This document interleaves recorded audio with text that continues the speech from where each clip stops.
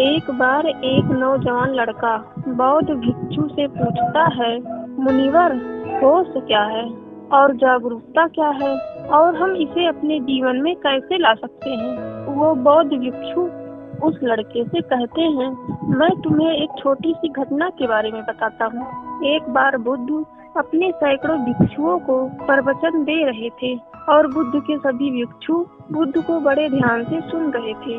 लेकिन बुद्ध के बिल्कुल सामने वाली पंक्ति में सबसे आगे बैठा हुआ भिक्षु बुद्ध को सुनने के दौरान अपने पैर का अंगूठा हिला रहा था।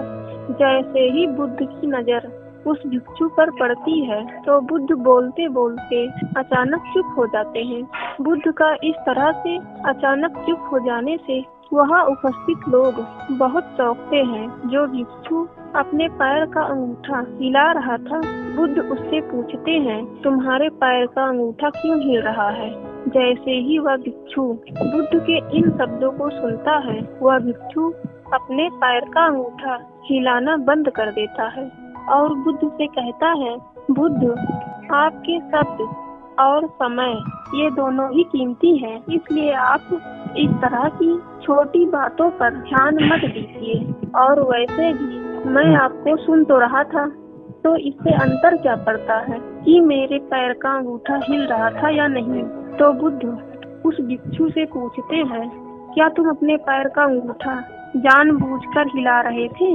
वह भिक्षु बुद्ध से कहता है, नहीं बुद्ध, मुझे तो पता ही अब लगा है। बुद्ध कहते हैं, फिर यह छोटी बात नहीं है, क्योंकि अगर तुम्हारे पैर का अंगूठा तुम्हारे बिना मर्जी के हिल सकता है, तो तुम्हारा मन भी तुमसे बिना तुम्हारे मर्जी के कुछ भी करवा सकता है।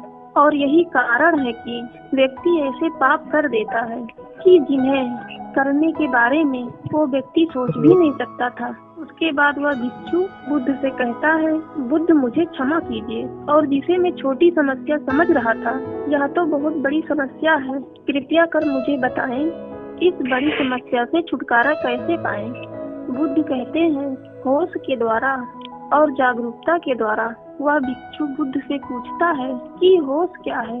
बुद्ध कहते हैं कि होश का अर्थ है जाग कर देख लेना। क्या तुमने यह ध्यान नहीं दिया कि तुम्हारे पैर का अंगूठा हिल रहा था, लेकिन जैसे ही तुम्हारा ध्यान उस पर गया, वह हिलना बंद हो गया। पूरे दिन में जब भी याद आए, खुद को जागरूकता के साथ देखो कि टीम क्या कर रही है और क्यों कर रही है। तुम्हें बेहोशी में जीने की आदत है, इसीलिए तुम बार बार होश खो दोगे, लेकिन तुम्हें बार बार अपने होश को वापस लाना है। धीरे धीरे तुम पाओगे कि तुम्हारे अंदर एक ऐसा जागरण पैदा हो रहा है जिसे बेहोशी में बदलने का कोई उपाय नहीं है। उसके बाद वह बौद्ध भिक्षु उस नौजवान से पूछता है, तुम इस घटना से क्या समझे।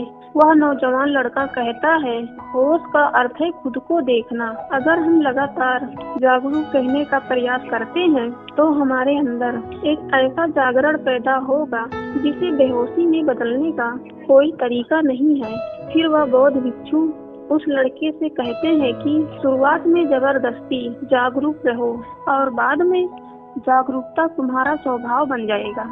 गाइस, आपने इस कहानी से क्या सीखा, हमें कमेंट करके जरूर बताइएगा। वीडियो अच्छी लगी तो लाइक, शेयर, सब्सक्राइब कर नोटिफिकेशन बेल को ऑन कर दीजिएगा।